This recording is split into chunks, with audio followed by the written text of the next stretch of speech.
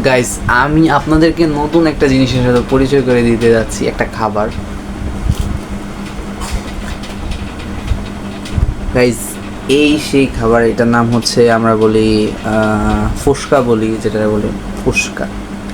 I mean, জিনিসটা হচ্ছে যে আপনার, এটা হচ্ছে যে আপনার তাল আছে, তালের আটি, ছোট যে আটিটা থাকে ওই আটির ভিতরে হচ্ছে এই খাবারটা হয়।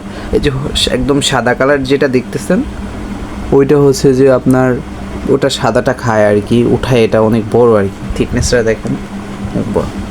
তো নর্মালি শহর অঞ্চলের মানুষ এগুলা দেখে না, শহর অঞ্চলের মানুষ এগুলো আসলে দেখে না।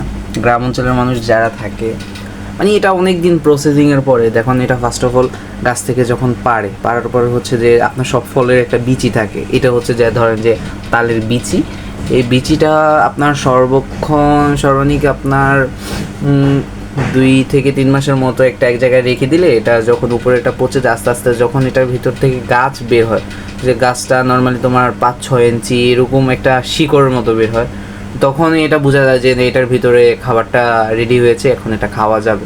পরে হচ্ছে যে এটার অনেক উপরটা অনেক শক্ত হয়, এটা অনেক ধারালো জিনিস দিয়ে কাটতে হয় আর কি, অনেক বাইরে বাইরে কাটতে হয়। পরে হচ্ছে যে ভিতর থেকে এটা চামচ দিয়ে খাওয়া হয়।